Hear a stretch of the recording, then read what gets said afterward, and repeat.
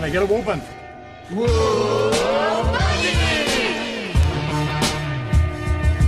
No Man presents, live from the nudie bar, the Married with Children podcast.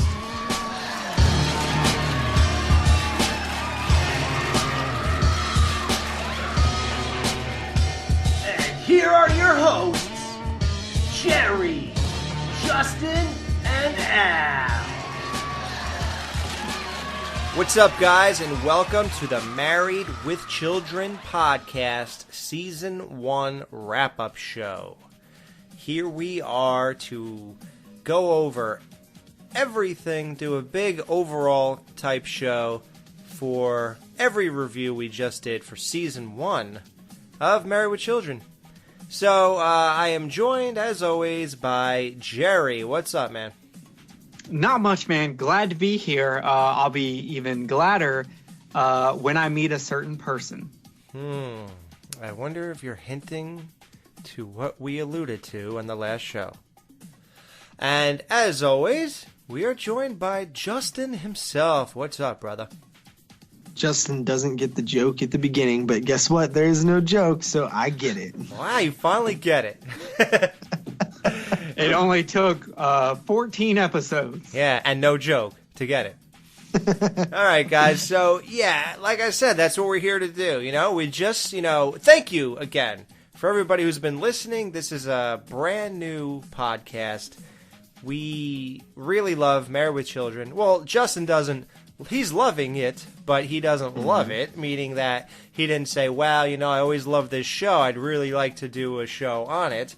He is the newcomer of the show, like we stated in the first episode. Jerry's the casual guy who knew of the show, always liked it when it was on, and I'm the Norman Bates psycho obsessed type guy of the show.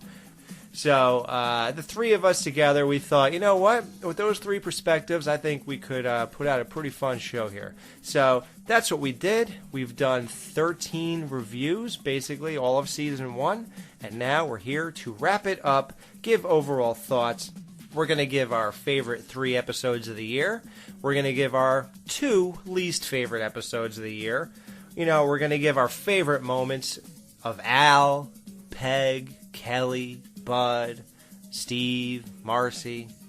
My favorite moment of Buck, by the way, is when he was throwing up and coughing up marshmallow puffs, if anybody wants to know. Mine was him banging all the bitches. Did he do that? Yeah. What episode was that? Oh, no, wait, that is a later on episode. But he still bangs all the bitches still. All day, every day. So, off screen, Buck is banging away. So, again, thank you guys for listening to all 13 of those reviews, and we have a long, long road ahead of us. We have 5 years of this. What do you want to get to first? I don't know. I was thinking that... Let's go over some stats real quick. You have stats. I have stats. First of all, let's talk about Kelly. Let's go ahead and get this out of the way before we make all of this awkward. Kelly had some boys this season. None of them were us. Well, then I don't want to hear about it. Yeah. Well, you don't want to hear about Cobra, Roger with the Mustang and the dog collar, and Dweeb, who literally does not care about anything. Human life has no meaning to him. Okay, now you're piquing my interest. Okay, I will listen to this. Kelly, throughout this episode, was with a lot of boys, including one nameless one that came down the stairs that she paid her brother, Bud, to help her with. But we only got 3 names for Season 1. I gotta give it to Cobra, who has a bitchin' van with a cobra painted on the side of it. And he smokes cigars, so that's pretty cool. He has a cool horn that is very reminiscent of, like, horror movies, which I'm into. So I'm going to have to go with Cobra on this one, even though... And his name is cool. So, okay, then, Justin, where are you at? Who are you feeling out of all these guys? I'm right with Alex, man. Cobra, like, if I was a teenage girl, I think Cobra sounds the most appealing. This guy... Okay, let me play the middleman here, though, and go to bat for Roger. Roger stole a car. Okay. Sold the car. To 2 idiots, right? made pure profit, and has a dog collar. But it was a rust bucket when he drove it around. It wasn't even nice. Okay, good. He still sold it and made profit. He is way more. He's way better than Cobra, whose daddy bought him a spray painted van. No, Cobra. His van was so cool that he didn't have to sell it. He didn't want. You to didn't sell even it. see his van. The picture painted of Cobra, from what we know about him, just sounds cooler than Roger with a dog collar. Right. With a rusty Mustang. Like, Roger's Mustang was a rolling junk heap jalopy. It was only cool when Al and Steve fixed it up. Yeah. I don't care what y'all say. Oh, you're going against us. Okay, buddy. I see how it is. Yeah. Yeah. I'm the Steve in this situation, sir. That does not surprise me. Okay. Yeah. All right, guys. We're going to dive into this much further, but before we do, if you guys noticed, the first couple episodes, we wanted to give you guys a sense of where we are in the world while these Married with Children episodes were airing for the first time ever. It's a big thing. What's going on in TV is a reflection of what's going on in the world, things like that. So, when you're doing literally a retrospective, but what we're doing is a chronological exploration of the Married with Children television show. So when you're doing something like that, it is very important to know where the world is at that time. It just didn't seem to go right for us when we wanted to do it. We weren't getting the kind of information that was fun or entertaining or sort of like in any way interesting. I did a little research before we started this show because I think we should give 1987 a wrap up as we're giving this show a wrap up. So I'm just going to run through some things really quick. It's about 7 sort of semi or major events in 1987. So this was what was going on in the world in 1987 while Married with Children season 1 was airing or debuting, whatever you want to say it. So in 1987, one of the biggest events in entertainment was the WWF, which is wrestling. That was when WrestleMania 3 took place in the Pontiac Silverdome that had over 93,000. They broke an indoor attendance record with that. And that was the legendary wrestling match where Hulk Hogan body slammed and defeated Andre the Giant for the first time. Andre's never been taken off his feet, or so they said. I was about to say, hold up a second. He has been taken off his feet before. Multiple times before this. Yeah, people don't know that. Andre was actually slammed by, I think, 2 other guys, and he was slammed by Hogan before WrestleMania 3. But Vince and everybody else in WWF almost promoted it as if that never happened. It was really weird. Has he ever been defeated? That I couldn't tell you. But he has been slammed before, so that was weird. Michael Jackson released his 3rd solo album, Bad. It wasn't the big Thriller, but Bad was released in 1987. So that's what's going on in music. That's where the world was. As far as sexuality in the world, the first National Coming Out Day is held in celebration of the 2nd National March on Washington for lesbian and gay rights. So all that was brewing and cooking, and as all you guys know, Marcy on Married with Children is gay, and I think she came out as openly gay around season 5 or 6 or so, or else it just kind of creeped out there. Amanda Bierce. And we're gonna, we made some faux pas, I guess you can call it. As a podcast about Married with Children, we never really talked about these actors. We never really mentioned the words Ed O'Neill, Katie Seagal, Christina Applegate, David Faustino, David Garris, or Amanda Bierce too often. We never really said that. We never treated them like they were actual people who were acting out a role. We've mentioned it one time or another, how we talked about how Katie Seagal created the Peg Bundy character, but we never really got... Was that Buck in the background? Yeah. Did he return from the dead? So we never really talked about these people as actors. So we are going to get into that and talk about their acting prowess. So yeah, Marcy is gay, which is really cool because, and I met her in real life. She's awesome. as you'll see in further episodes down the road, she portrays a straight woman really well. It must be an amazing actress because the way she acts like she's into Steve and Jefferson is phenomenal. To be fair, it's not hard to act like you're into Steve. I mean, have you seen him? Yeah, and that little banker business suit, man. Whoa. Woo, he cleans up nice. Yeah, I can hardly contain myself. At late 1987, Hustler magazine versus Falwell is argued before the U.S. Supreme Court. Is that the Larry Flint versus the movie Larry Flint? The People versus Larry Flint was based off of? Was it this court case? Do you know? I do not know. All right, listeners, I need to know. Let me know. If it was, what does that mean? Have you never seen the movie People versus Larry Flint? With Woody Harrelson? No.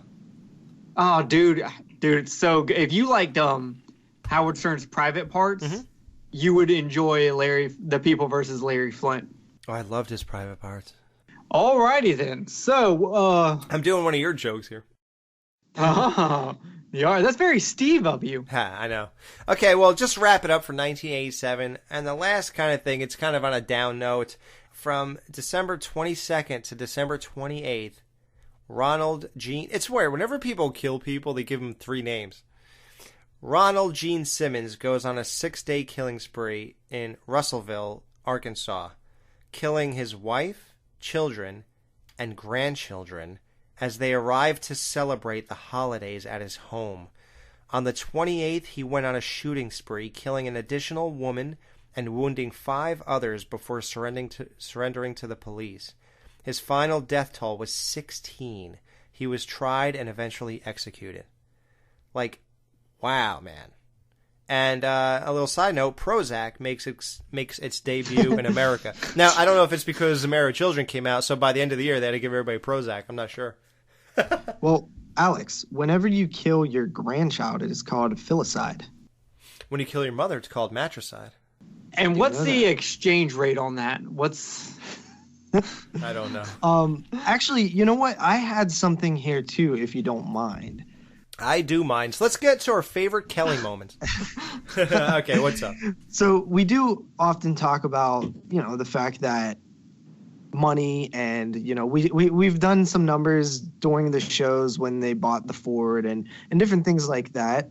I thought it would be interesting to bring a little bit of numbers according to thepeoplehistory.com, which has a little bit of numbers for living in 1987. Okay. So the average cost of a new house was $92,000. The average income per year, this is the average income, was $24,000. Wow. The average monthly rent was $395. Oh, God. The average price of gasoline. I'm going to guess. Let's guess. Okay, so it's what, $2.20 now? I'm going to say everything seems to be 3 times the amount. So what's $2.20 divided by 3?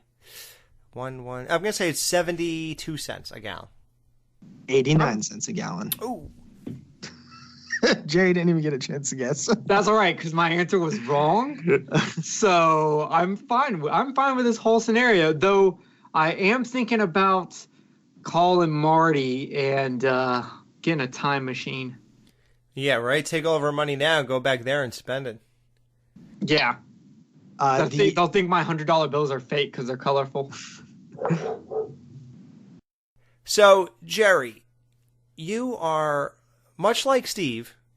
He's a genius at statistics, numbers, because he's a banker. So I relied on you to take care of statistics, stats, numbers, everything like that on season 1, Married with Children. So I'm relying on you on this wrap-up show to give me something here. What do you have for me this show? An example of a bad decision. Okay. No, okay, so I went back and we've been giving points. Peg points, owl points, and it's all based off sex. If something happened and they were going to have sex and they had sex, Peg gets a point. If Al is able to stop it, he gets the point. Unfortunately, Al lost. Al lost by a lot. Right. Which makes sense because Al just loses. Al, do you want to guess how many points Al had? Sure. Can you give me an over/under? Like, should I go over 10 or what? Like, it is under 10 for sure. for both of them. Yeah, for both of them. Okay. I'll say Peg has. Well, Justin, why don't you answer this? Because I think I have a better idea. So why don't you answer this? What you're supposed to do is, if Peg gets Al to sleep with her, she gets a point. If Al gets out of this act, he gets a point. I'm gonna guess, and I don't know this, so I'm just guessing. I'm gonna guess that he has 5 points. Ooh, I think that's overshooting it there. No pun intended. So, Alex? I'm gonna say 2. You are right. Does Al get a point for throwing a wig at her and having sex with a fantasy? No, Peg gets it because they had sex. If they, Damn it! for all clear labels, if they have sex, Peg gets the point. And you know what? Tell us in the group how you feel, and let us know if you think that it's no, just if they have sex, Peg gets the point. If they don't have sex, Al gets the point. Or it's whoever initiates the plan and succeeds. Jerry, you're gonna make my head spin. That group page is hopping, guys. I mean, I get notifications through the roof. So if you ask them to do any more, I feel like I'm not gonna have a free minute to myself. But yeah, you guys, you go ahead. That group page is on fire. But you know what? I don't care. You go ahead still, and you give all your input on this sex point thing, please. Okay, I think that he gets style points for throwing a blonde wig at his wife and saying, "Here you go," because that was cool. Let me tell you something. I was gonna try it, but no, y'all had to bring my fiance Reese into this, and then she knew the plan, and I didn't get to do it. I didn't get to have that. Y'all took that away from me. This is a sacrifice I make for this show. Yeah, we all know Reese isn't down. So No. Jerry ain't getting nothing. She made that clear that she would absolutely have a problem and wonder why a blonde wig is being applied to her head. Which, also, shout out to her for being our only guest during season 1. She was the only one who could stomach us enough to be with us. No. Jerry, you are only guest starring season 1. Yeah, I got news for you. Not in season 2. Oh, do I at least get replaced by a Jefferson-like character? Well, yeah, exactly. That's funny you say that, because you are going to be the Steve of the show somehow, because you will not make it. In one season, I'm going to get replaced by Dan Chase. Yeah, at least Steve lasted 4 seasons. You couldn't even make it to 1. That's bad. I can last 4 seconds, though. Ha, well, there you go. You're just like Al. So now, what other stats do you have besides the sexual? Oh, by the way, and Peg, what? How many points does she have? Let's just wrap this up. How many points does Peg have overall? 5. 5. Okay, Al loses 2 to 5. Well, no, that was him guessing. That was a guess. Oh. So very close. She had 6 sex points. Damn, Peg's killing it. Do you know that in another language, 6 is actually pronounced sex? It actually is. Look that up. That makes sense. Is this another Wayne's World joke that I don't get? Yeah, Milwaukee, guys. I'm glad how none of you knew that I was doing Wayne's World. So, Justin, behind the scenes information real quick for our listeners. I listen to every show because I like to see what Alex does. Like, this is not like, if y'all heard the uncut of this, y'all would be like, oh my God, this is unlistenable. Like, Alex puts some magic on this and makes me sound better and cuts out every dumb thing I say. He makes me look smarter for sure. So I listen because I want to know what he does, and I find it interesting. When that episode came out, if you heard the episode, I didn't know what he was talking about. Then when I listened to because he didn't tell me. Then when I listened to the episode, he puts in the Wayne's World clips, and I'm like, oh my God, how did I not know that? I am like having a Kelly moment right now. I love Wayne's World. Yeah, you do realize that Milwaukee has its share of visitors. As early as the late 1300s, the French missionaries were. Never mind. Okay, all right, guys. Oh my God.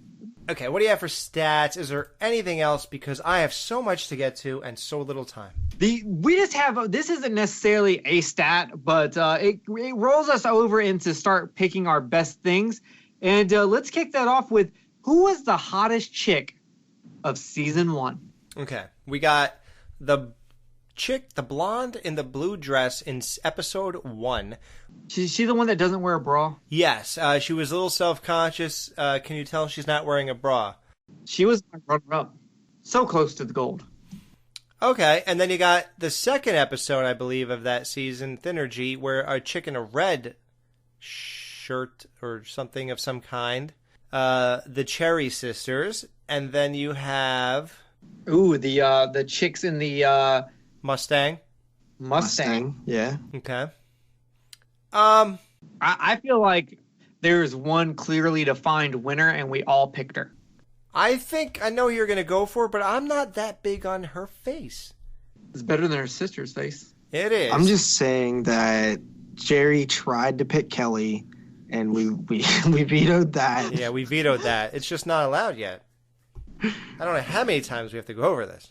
So we got those chicks. I'm going to go, believe it or not, I'm going to go with this imaginary girl I've conjured up. I feel like there's a girl in a red something that Luke was hassling. Oh, was it the one where he made her sit up in the chair and she fell back? Yeah, I think that's the girl. I think it's the Thinnergy episode.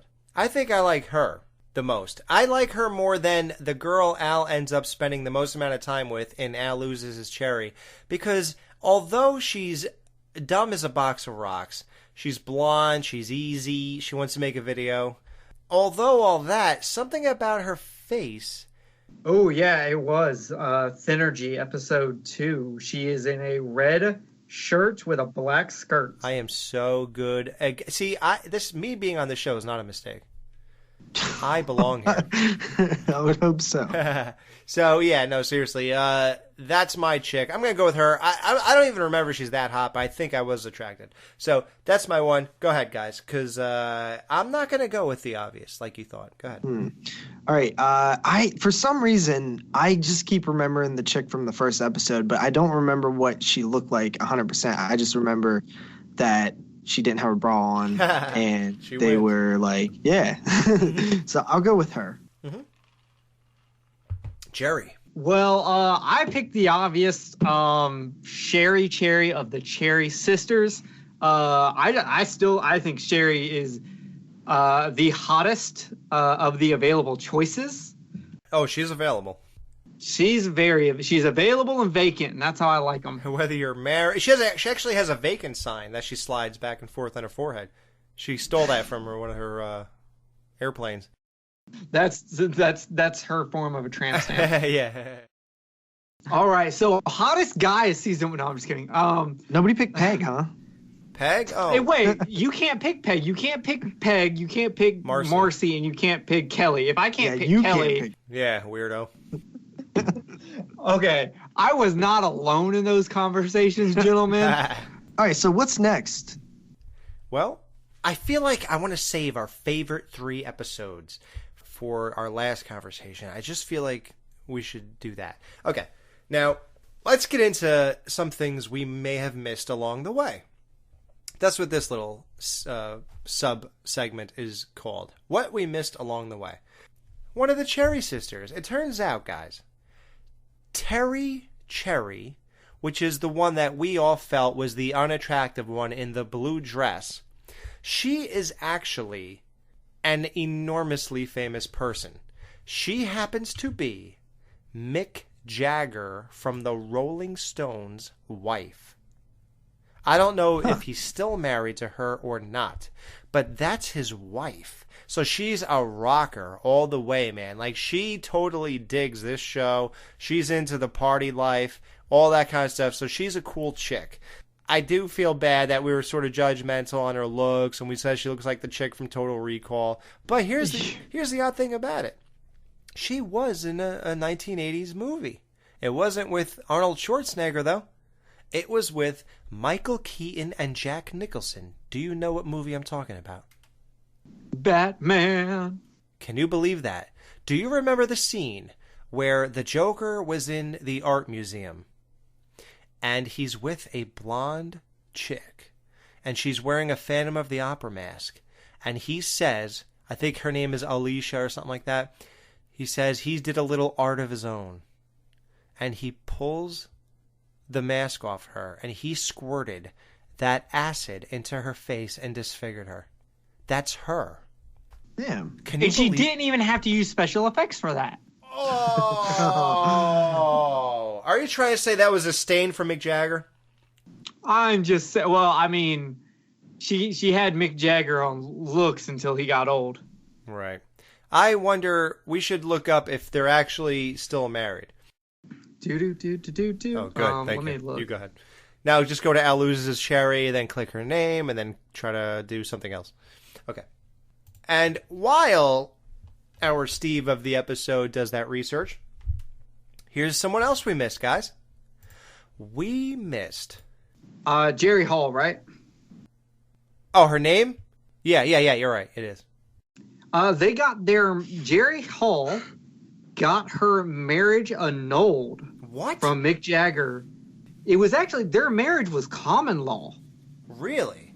Yeah, it was a common law with Mick Jagger, and they had 4 children. And because it was common law, apparently they got it annulled. It was not a divorce. It was annulled. So it's common law where you've just been together for so long you're legally, like, technically married? Yeah. Yes. Okay. Not all states have it. And there's also, like, certain rules. Like, some states you have to have lived together for a certain period of time. That's actually how me and my wife got married. It was a lot cheaper. You know what is even more cheaper? Living like Justin and not getting married. Yeah. I feel you. Just think of the amount of money he'll have over me when I get divorced. It's weird I'm saying that because tonight is my 7th year anniversary with my wife. Oh. Really? Yeah, we met. What a glorious way to spend it. I don't feel so bad now that when we recorded, when we were supposed to record the first time for the Alien vs. Thing show, I accidentally scheduled that on my 8-year anniversary. Wow. Yeah, we're 2 winners, guys. Clearly, we have priorities straight here. We're podcasting instead of being in a relationship. Yeah, instead of a romantic night with our soulmates, women, we're actually sitting here podcasting. All right, so yeah, we definitely got our life in order. Okay. It's how Al would want it. I'm sure. Even Al would frown upon this. Actually, yeah, he would. I know he would. So now the other person that I surely did not gloss over, however, we did miss a few fun facts. Now, I would like to read an email leading into this. There's a really cool guy who listens to our show. His name is Joshua Lockery, and he wrote this. Just wanted to say thanks for producing such a great podcast. I've been hooked since the first episode. You guys brighten my Fridays, soon to be Wednesdays, and look forward to the move to Wednesdays. I shouldn't have. Sorry, interrupted your thing. Okay, so we said thank you, things like that. He said, just a fun tidbit, since you guys spoke so highly of Luke Ventura. He's a very well-respected comic from the 70s. To present, he was buddies with a guy we all love, Sam Kinison, who was a guest on Married with Children later down the road. And that's one of our favorite episodes. Everybody watches that Christmas episode, It's a Bountiful Life. We watch that every year. He said he just released his book and talks extensively about partying with Sam. It's called Kicking Through the Ashes. He also talks about Ed O'Neill and his time on the show. He said he's a super fan and he would love to contribute any way he can. And he also mentioned what we already actually knew, but we forgot to mention on the show. We actually discovered it later. Dan Chase said it was one of the people who came to me, one of my co-hosts on my horror podcast, The Skeleton Crew. He let me know that chick is Mick Jagger's wife. And she was the love interest of the Joker in Batman 1989.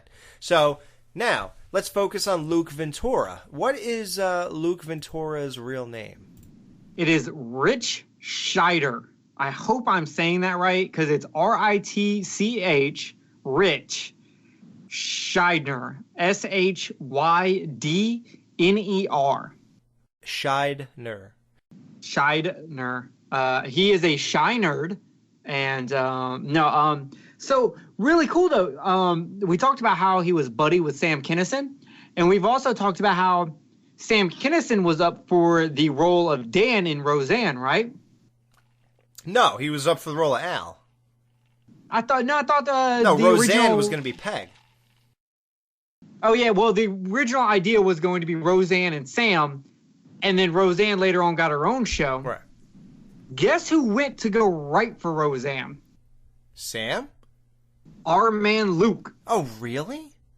Yes, he wrote for a couple of different shows, but most notably was Roseanne.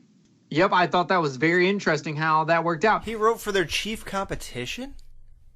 Yes. You only keep him around for one season. What do you expect? You know, he only lasted, guys, 4 episodes. I'm going to say I know all of them. The pilot, Thinnergy, 16 years, and what do you get? And Al loses cherry. I believe I'm spot on right there. So, even Justin, you love Luke. I mean, has the guy done any wrong? And talk about how he filled in the gaps and contributed so well to the show. Yeah, you know, I think that when you guys told me that I thought he would be like a regular. Like I was 100% convinced that he was like, oh, this, especially since he's in the pilot episode. But I figured like he will be in the series throughout the entire show because he seemed so impactful in the minor role that he played in these couple episodes. He was way more impactful than what the role, was. And he was funny as hell, and you just thought like, oh, this guy can be a great character for the show. Probably have his own episodes, dedicated to him where something happens, with him. I could totally like just start writing things in my head that could happen to him and to center the show around him certain times. It's really surprised me when you guys told me that. How do you not understand? Capitalize. Yeah, how? Yeah. How do you not? It's almost like Luke would have fit. He was almost ahead of his time. The guy would have fit in this show for the whole 11 years. He was so cutting edge, so ahead of his time, and he got the show. He got it, man. Yeah, and if we want to talk about, like, if you like him a lot and you want to see him, he was on other TV shows. He was on Designing Women, Roseanne. He was on an episode of Dr. Katz Professional Therapist. He was in Beverly Hills Cop 2, and he was in Roxanne. Oh, the Steve Martin movie.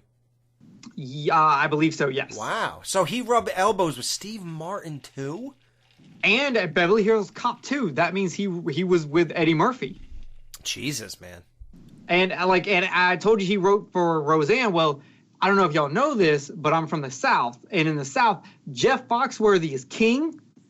And there used to be a Jeff Foxworthy show, and it was really big in the South. And he was a staff writer on there. If you're a fan of comedians, you probably know this next one. There was a show called Titus by Christopher Titus, the comedian. He was a staff writer on there also. Wow. Well, I don't know. We can't say too much that we haven't said already. We gushed over Luke. We paid him his due. So I'm going to say this in wrapping up the Luke saga, and, we'll miss you, bro, and we'll probably mention things about you along the way, or how, man, it would have been awesome if you were there, this and that. It's truly sad. It's really sad because Justin is kind of like our Luke for this group. Yeah, right. And, now Justin's going to have to, we're going to have to find someone else to link Justin to. Yeah, because you were like the guy who hangs out with Candy and stuff, so now you're going to have to, reinvent yourself somehow. We'll find a spot for you, dude. I'm up for the challenge. Yeah, we're not going to leave you in limbo. Or we can replace him instead of replacing me because Steve is still here. Oh, damn it. No, I'm afraid. I think I heard the boss pulling up earlier, so you guys might actually get to meet him after all. So I think you're both going to be here. But, all right. But let's just say this about Luke. Luke, we really loved you, man. And you were so cool. It only makes sense that you're buds with Sam Kinison. You partied with him because we'd all love to party with you. You were hanging and banging with Ed O'Neill, man. So cool. Married with Children, first season. You killed it, brother. You really did. You were the man. We love you. And although I don't know what went down that you couldn't stay or whatever the case may be, we just want to say we'll never forget your contributions. You did your thing, and we are all very happy that you went on to great things. You wrote for big shows. You rubbed elbows with legendary comedians, and you belong with them. And we're glad that your comedy career has lasted from the 70s till today. And you're writing books and all this stuff, and I might just pick up his book. You know, I feel like I would like to support Luke, and I'm going to go and pick up the book. Kicking Through My Ashes. Well, it says here, Kicking Through the Ashes. That's what the guy wrote, Joshua. I think when I looked it up, it's Kicking Through My Ashes. Oh, so maybe he just, okay. Autocorrect, damn it. So, Kicking Through My Ashes. So, guys, look that up. Luke that up if you want to read Luke's book. Luke, thank you. And you're the man. All right. Let's get to some... Let's pay tribute to some of the characters on the show. So, Ed O'Neill, who plays Al Bundy, he was the last guy who was casted for the show. They could not find Al Bundy. They found everybody else in that family, but could not find Al Bundy. They knew that somebody had something in their minds and hearts that they knew that this is bigger than, okay, let's just have him be Al. You know, they knew that only one person on this planet is Al Bundy, even though Al wasn't Al in season 1. A lot of people, one of our biggest listeners of this show, his name is Mike Merriman. He has his own horror podcast called Evil Episodes, and he also appears on Cut to the Chase. And he said that the best comparison you can make with Al Bundy is he is very much, it's almost like these two shows are parallel in terms of character development. Married with Children and The Simpsons. If you notice, Al Bundy and Homer Simpson are almost identical in season 1. They both come off as these stern, grumpy dads that don't have a sense of humor exactly. They do. Al's just more sarcastic.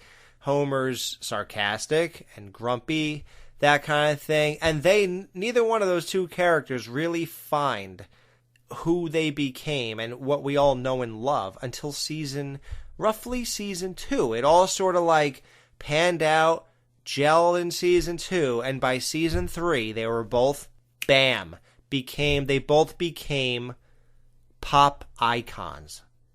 Icons, guys. This is beyond a character on a show. The world knew, and the world knows them. Just, you think of them, and a whole thing goes through your brain. That's how big these two people became, and they ran parallel. So, let's talk about, what are your guys' favorite Al Bundy moments of season 1? Like, Justin, what would you say? What episodes really would you highlight for Al Bundy in season 1? And why? I think that when I was thinking of, like, because there's multiple ways you can go about this type of question, like what is their moment as a character, and then what are like some awesome moments, like funny moments or whatever. But I think one of his best moments was for sure when he's going through all that trouble to, get Peg a gift, and it all turns around, and you find out that they all spent money on the credit card, and that's why he couldn't get it. And it's like a clear win for Al. And I think that that's one of my favorite moments for that character. So 16 years, and what do you get is Al's standout episode where, what do you feel? That he becomes, like, you see the most humanistic side of him. Yeah. He's always, the funny guy, the sarcastic guy, bad things always happen to me, but like you get to see that he does have like a heart, and he was attempting to do all these things, these good-hearted things, and he just kind of gets his moment where it's like, yeah, see, everybody, see. So you're saying basically, you get to see a stripped down version of Al. He has this whole thing. Yeah, Peg, you're annoying. Yeah, you're this, you're that. But you know what? At the core of it, I do love you. I'm gonna get you the watch that you've always been harping about. And he goes to do it, and then you get to see how it all breaks down. The credit card, gets rejected. Peg already spent all of his money. And you get to see a different humanistic side of Al, which we all feel we needed here. But at the same time, the fact that, and I'm not sure it's a fact, maybe we just got bad memories, that we never see it again, it's not that big of a deal because the show becomes another thing on its own. But we're all happy we got this episode. Now, Jerry, what would you say is your standout moment of Al Bundy? I almost chose that one, and I'm really glad I didn't now. Yeah. The one I actually went with might actually surprise y'all. The poker game. The poker Al winning, and hear me out. It's not Al winning that I give to him. It's his involvement in man code. Because if there's anything that represents Al, it's man code. And him not giving back Steve his money is an ultimate example of how men act. Mm-hmm. And so him holding firm on that, winning that money back, or winning that money and not giving it back, and then not only just that, but like spending the money, buying a cheap thing for his wife, and then getting the expensive thing he wanted. The fishing rod. Yeah, just is Al all day. While he does lose a lot, I actually think it's completely fine when he wins, because if you don't win every once in a while and you're always losing, then that's just depressing. You have to have some kind of ups, and even if it's at the cost of someone else losing, Al deserves it every once in a while. And so the episode that I like to give to Al is the poker game, because man code. Yeah, that's a good choice. And he even isn't the one where he kind of shows what he thinks of Steve. Like, doesn't Steve play isn't that probably Steve's worst episode? Because everything about him is the worst thing you could do. Like, even running to the wife to get her to force the guy to go ahead and do like everything about that episode is probably the worst example of Steve, and one of the better, obviously, as Jerry says, examples of Al. So that's an interesting dichotomy in that episode. For me, Al loses his cherry is just so awesome to me. Al stands his ground. He says he's not going to this wedding, and Peg's going to fight to the death. And he says, I'm not going to do this. If you're going to blah, blah, I'm not going to continue this fight. I'm not going. And she says, okay, then we'll fight when you get home from work. And he goes, then I'm not coming home. There's something about that, I think we've all gone through that. There's always that moment that you just really clash with your other half. And we all take a stance once in a while, lay down the law, put our foot down. And Al really, tried to follow through. And then once he's in a situation where, just think, the same night he does that is the same night he has an opportunity to sink as low as you can in a marriage and cheat. And he gets to do it with an insanely attractive girl who is years younger than him. He gets to make a video. He gets to have a foursome. So he seemingly could have had Terry and Sherry at the same time. I'm not sure if Luke shares or not, but it seems like they're pretty loose here. And if Luke's going to get Sherry in that same night, then I'm sure he's willing to swap Terry because he could care less. So Al had an amazing night ahead of him had he been a lesser man. And I think that episode, although it's a great fly-in-the-wall episode, it's an awesome situation to observe and kind of you'd like to be in, even if you got to resist at the end and get away without having your life ruined. It just seems like an insanely great experience and cool thing to talk about when you're older.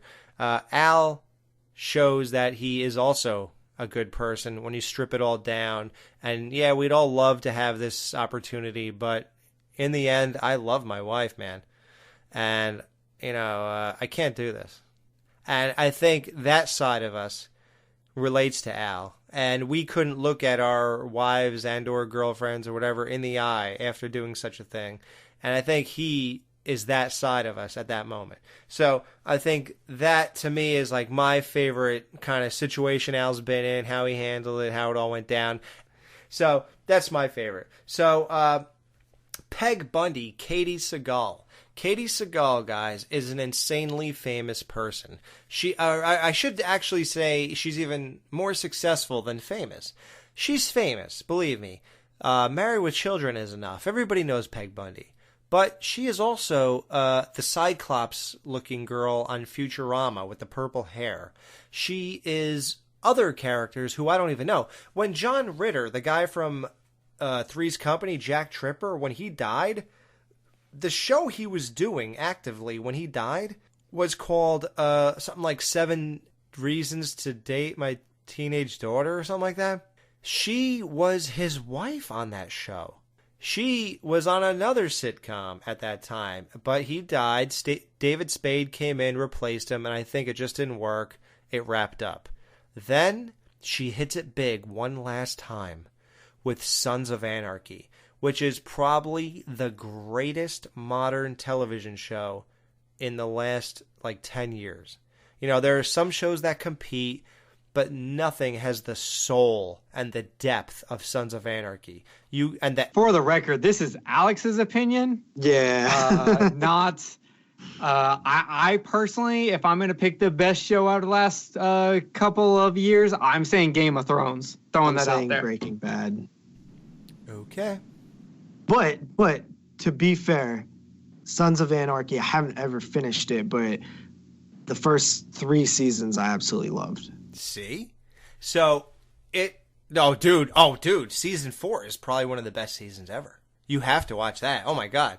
That's where that show hits its pinnacle. And then season 5, it just gets dark and it gets darker and darker. You have to watch it. I'm completely off subject, but I just realized that Katie Sagal actually was on The Simpsons once. She's on Tales from the Crypt too. Oh, that was a great episode. Yeah. I just realized that because she does the voice of Leela on Futurama, and they had a crossover episode. They had a crossover. Yeah, that's the one episode she was on. That's right. I watched that one live. Yeah, she was on Tales from the Crypt. There was an episode. It's funny. This is amazing. Wow, these coincidences don't stop. The episode of Tales from the Crypt that Katie Sagal was on was where a guy had a voice in his head. And that voice was Sam Kinison talking in his head. And she was on that episode. You know what's also weird? She's played people's mothers in episodes too. Didn't she play like Hyde's mother in that 70s show? I think that was her, wasn't it? Oh, wow. Like, I want to say it was her. And then she was in the one you said, 8 Simple Rules. She was in Brooklyn Nine-Nine as Andy Samberg's character as his mom, I think. She was in Lost as well. Another huge show. Really? Yep. Oh. It's weird. You watch these shows and you think, man, they're really good. No, guys. They're really good. These people are so good that people can't stop using them. You know what I mean? Like, they are great at what they do. And that's why they're so great here. They have such a range, and you only get a taste of it. But the taste you get is fantastic on Married with Children. She was also Duckman's mother, if you've ever seen the show Yep. Duckman. Okay, we get it. was. She's a mother. And it's funny because she started Married with Children at 33 years old. So it ain't like she's exactly... It ain't like a porn star that could only do mother-daughter porn or whatever you call it. Like, she didn't have to be just a mom. I mean... Then again, I guess so. At 33, I guess what else are you going to do? But She's very recognizable. Very recognizable. yeah, she's world renowned. So, Jerry, what would you say is your favorite Peg Bundy moment of season 1? It's Peg in episode 12 defending her husband when the fat lady says, "You must be the wife," and she goes, "And you must be why China is starving." Yep. That line in itself was hilarious, but it just goes to show you that she'll go to bat for Al. She won't just sit down and take it.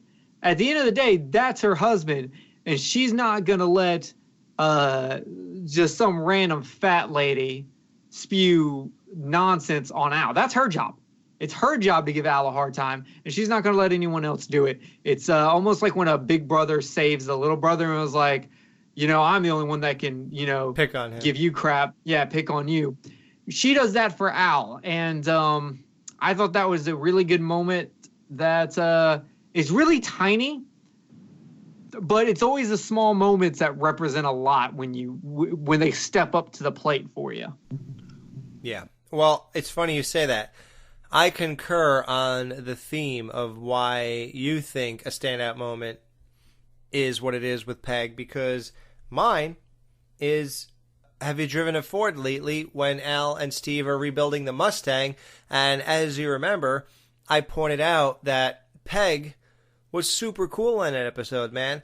Like, all Marcy did was bring out all the negative aspects of them working on the car, this, that, the other thing, no time for them, blah, blah, blah, blah, blah.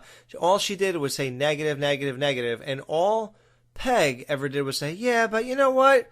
You can't tell me you never liked the guy for his car, or, it is good to see them working together and bonding. It is good, it is good. Like, she was nothing but supportive, and that shows you that she's a really cool chick. And so, like, little things like that show you that, yeah, she's a nagging, annoying, lazy bum who really contributes nothing and is the thorn in Al's, side and everything, but in his paw. But the thing is, she's cool, and now you see why Al's married to her.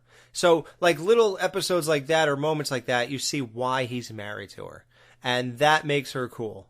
So, Justin, what is your favorite Peg Bundy moment of episode? Well, it's funny you brought that up, because that's kind of what I was leaning on, but I was even taking it a little bit more into that episode, Have You Driven a Ford Lately, where she kind of, gets Marcy to have have sex with Steve in the back of the car. But I'm with you on the, every once in a while she shows that she's a cool chick. Like, yeah, she's annoying and dumb at times, but like at the end of the day, she's kind of cool, honestly. Like, she would be kind of a cool person to chill with. Yeah. I mean, at the end of the day, yes. I mean, her being lazy and contributing nothing wouldn't matter in our lives. We're not married to her. We would probably really like Peg, So that's awesome. Now, we have another standout actress on this show that we've mentioned a time or two, and her name happens to be Christina Applegate. She plays Kelly Bundy, a legendary character. She is a very successful actress. She's not hurting for money.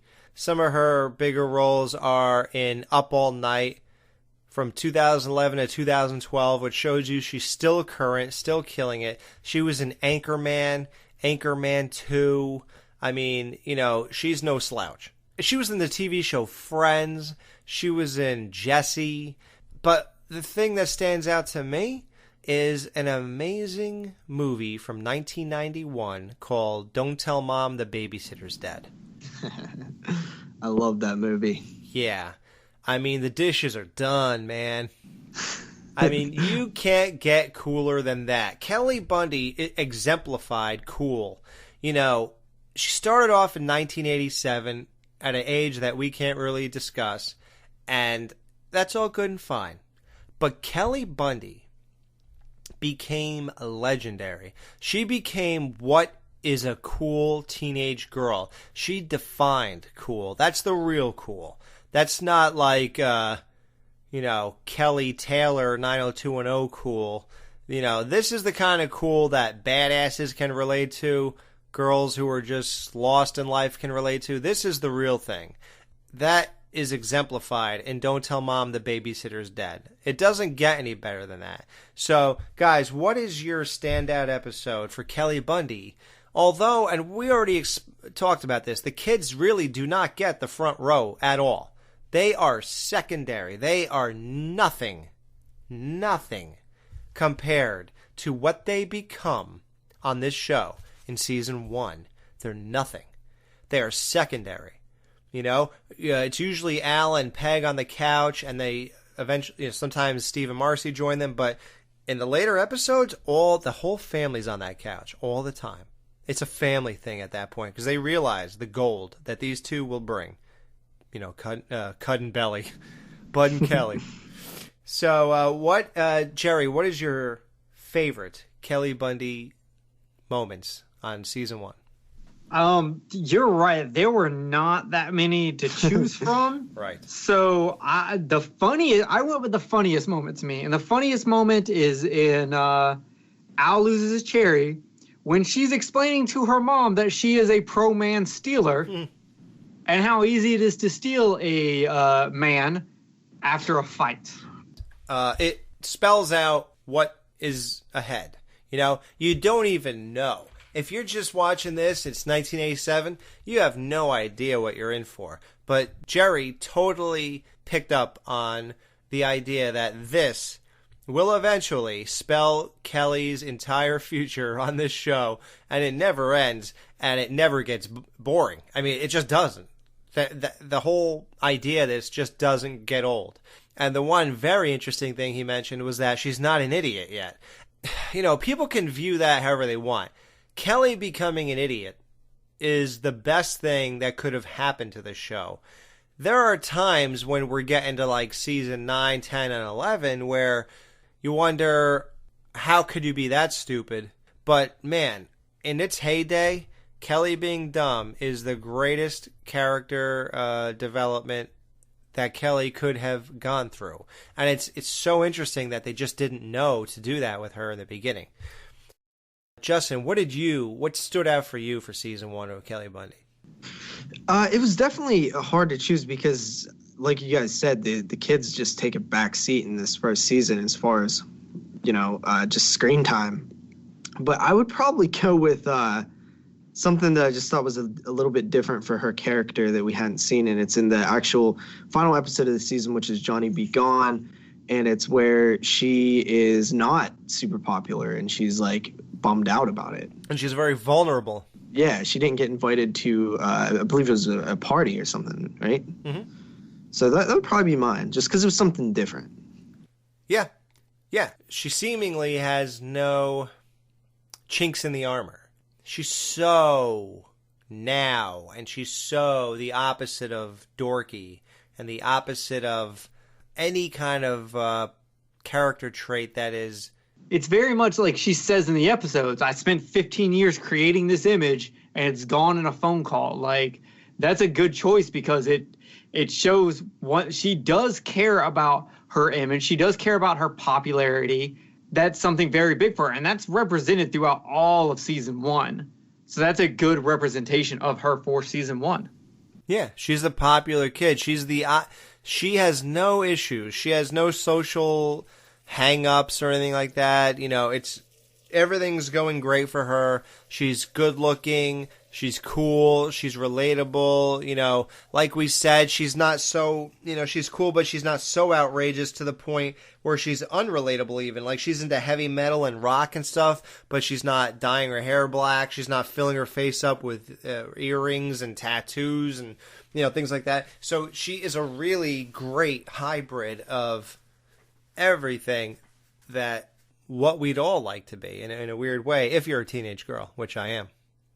So my favorite standout moment for Kelly Bundy is the house party. I know it's a pretty typical answer, but it's called Married Without Children, the episode where she convinces Steve and Marcy that to have a few friends over the house, and it turns into a party and things like that. It's just like, I think what I really took away from that is I was just so relieved. And, because I know this show so well that it's killing me not to see these kids be highlighted. Because I'm like, oh God, They don't do that yet? I think I'm just so happy to see them stretch their legs a little bit and be like, okay, well, can we show you what we have to offer to the show? I do realize it's about the parents and we're in the, we're secondary, clearly, but can we have like some kind of standout episode, guys? That'd be cool. All right, guys, so Bud Bundy. David Faustino. That's his real name. Born March 3rd, 1974. He is known for things like The Legend of Korra, 2012 to 2014, so he's still current. The Boston Strangler, 2008 movie. There's a movie he's in with a Scream Queen, Danielle Harris, who was in the Halloween movies. It's called Killer Bud. I actually own that movie. He was in that. He's still working, guys. He was in Sharknado 4. He's doing that thing. He's in the Bones TV series right now, in an episode called The Final Chapter. He was even in an episode of Modern Family. He played Tater in 2013, and we all know The Modern Family is the TV show, and it's weird we didn't mention it, the TV show that Al Bundy is insanely famous for right now. Like, Al Bundy has millions of dollars, guys. And it's because he's still relevant today in The Modern Family with probably one of the hottest chicks on the planet. What's that chick's name? Sophia Viagra? Yeah. Though I'll tell you one thing. The chick who plays the nerdy girl, right? If you go look at her Instagram, okay, she is the modern day version of Kelly. 'Cause Jesus, really? Yes. I just literally go to IMDb, okay, find her, and then go look her up. It's ridiculous. Okay. So Bud Bundy, again, guys, took a back seat for season 1. But if you had to pick, Justin, what would you say is the episode that really, stood out for Bud Bundy here in season 1? All right, so Bud is one of my favorite characters on the show, but he doesn't have many main, starring moments in this first season. And so he definitely has a lot of quick-witted like cons and stuff like that. It was hard to pick, honestly. It's one that I guess I could go with a couple of them. I'll probably go with just one moment that I thought was pretty cool in somewhat of a more serious episode. It was a nice little joke. When they go to give Peg the Mother's Day gifts, he gives the diary of Kelly as the gift, which I thought was just classic. Yeah. He always has stuff like that. But it's almost like they didn't know what to do with Bud when the show started. They sort of gave him a very generic role. The younger brother who is just annoying to his older sister. He does all the annoying things, the annoying tropes that a younger brother would do, but it's all edgy, and that's why it works. If you have any other show, I hate to always do this, but I don't really know the Cosby Show too much, and I don't even know if there's a young boy on it or whatever, but so I'll just go to Roseanne again. Now, DJ, if he were to do anything that's annoying to Darlene or the blonde girl, I don't think any of them would be nearly as edgy or anything like that as anything that goes on this show. So the fact that they always push the envelope and always do kind of outrageous stuff, showing stuff, the way he dangles stuffed bras over his stairs and Kelly's tissues fall out in front of company, by the way, give the diary, be on the inside of the boyfriend's getting snuck out of the house and he's making money from it. things like that. That's all just cool, and it will never stop being cool. So although they wrote a generic kind of core to his character, I think it works. He eventually they exploit everything they can out of the younger brother role possible. And then it goes on. He actually becomes his own person. It's almost as if in season 1, all he is a younger brother to Kelly. That's almost his identity. And then as we go on this show, he becomes his own. He develops his own identity. And him being Kelly's brother is sort of irrelevant. It comes into play here and there, but it's more about who he is as a person. And that is when we all fall in love with Bud Bundy. So, Jerry, what would you say is your standout episode in season 1? I also had a hard time picking it because Bud represents not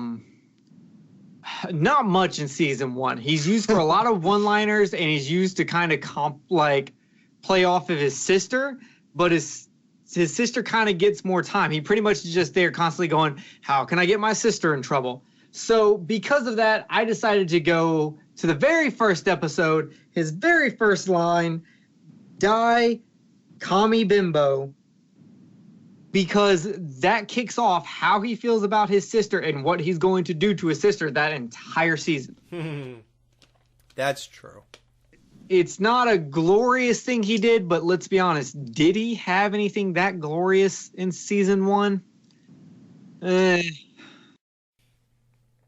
Okay, now, we only have 2 more people, Steve and Marcy. Let's start off with Steve. No, you know what? When they described that couple, they started off with Marcy because Marcy is the dominant figure there. So we will, we don't want to break precedent here. So Amanda Beers is the person who plays Marcy Rhodes. She eventually went on to direct episodes. She was a producer of the show. I mean, she loves Married with Children. That is everything to her. You know, she put all her time and energy into it. She was even involved with the TV show All My Children. She had a great role in the movie. It's a horror movie, Fright Night. She was Amy Peterson in that movie. Married with Children was her big heyday, though. And, she did things here and there, didn't really act all that much between 2000 and, actually, between 97 and 2017. She really has only done a couple roles here and there. So she's more on the behind the scenes, or maybe she just made so much money that it just doesn't matter to her. I don't know, but she's not really doing the whole Hollywood thing all that much. But that's her choice, and that's cool. So, guys, what was your standout episode for Marcy, Jerry? What would you say what episode stood out for you with her character? I chose A Nightmare on Elm Street as her thing because it was a nice versus episode. It was her pride as a woman and her pride of her morality, having to either lie or admit defeat to a man. It was a no-win situation for her, no matter what she did. And she, at the end of it, she, took her pride as a woman and just admitted she was wrong to clear her conscience. And her admitting she was wrong to Al was great. And it was so funny that she did this highbrow admission of defeat just for Al to reply, "So you didn't want me?" I thought it was great. I think in that episode, she really, really stands out. You didn't want me? God, even someone I'm totally unattracted to, I still want you to want me because I'm a guy and you're a girl and I just want you to want me. So that's all he was concerned with, and that's just funny in itself, and it's so true to life. They really wrote that well. So, Justin, what would you say? What stood out for you with Marcy? I mean, it's really hard not to go with A Nightmare on Elm Street, but I did have a little bit of a backup in case somebody picked that one. I think that one of her best moments is when she actually does have the sex in the back seat of the car. Oh, look, Buck's going crazy over there. What, did they do doggy style or something? Yeah. Yeah, that was cool. You know, she's against it. She's apprehensive. She hates the whole idea of these two working on the car. She hates the car itself. Hated the car. But, man, all it took was Peg to get it in her head about doing it in the backseat with a guy in the car. And, man, Marcy is easy to convince, guys. That's a good sign. I'm going to say that my standout moment with Marcy is Married Without Children, because that is where she really made me laugh out loud for the first time, when she tries to do the parenting role, because, you know, Steve and Marcy, although married, have no children, so they do have some brains. And they go ahead and babysit the Bundy's kids for the weekend, and she says, okay, remember how the book Parenting, you know, oh God, I wish I remembered. Oh, they're bigger than you? Or no, you're bigger than them? Was that the name of the parenting book? I think so. Yeah. It said that you're not babysitting them. You're not watching them, whatever. They're your best friends. So, Steve, do you want to tell our best friends what we have in store for them? Like, for some reason, that is the corniest, funniest thing, and her delivery is just unbeatable. It's perfect. That was my favorite, and just the whole thing itself, and her terrible judgment, and thinking that having a house party that seemingly destroys her house is a great idea, because that'll convince Al and Peg to never ask them to babysit again. Like, the logic is so ridiculous and stupid and funny that stood out for me. But I have a major standout episode in the next season, so even though, you know, it's funny we can't get to great ones here, because, you know, the season 1 is very strange that way, guys. There will be, you know, we seem to be grasping for standout moments for a lot of these characters, but as the show goes on, it is going to be like, oh, of course it's this. Oh, of course it's that. Because they're really going to get, everyone's going to get breathing room. Everyone's going to stretch their legs. Everyone's going to really show you what they have to offer this show. And that's great. And we're going to end this whole thing off with Steve. Steve is played by an actor named David Garrison. He is known for Op Center, It's Your Move, and A Day with Conrad Green. The sad thing about Steve is that he really was great as Steve Rhodes. He really, really was. He was seemingly the perfect person to have. I mean, I don't think anybody could have been Steve besides him, David Garrison. He just really got it. He really got his character. Whatever grasp he had on his character didn't change at all. He never changed in season 2, 3, or 4.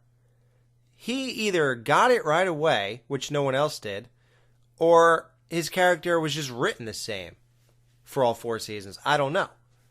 His fate, unfortunately, is that he leaves after season 4.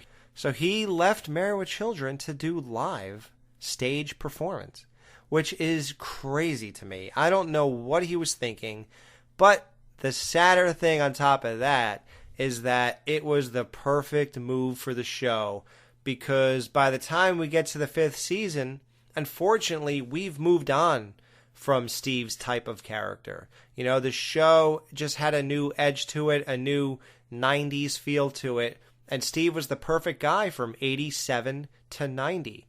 He really was.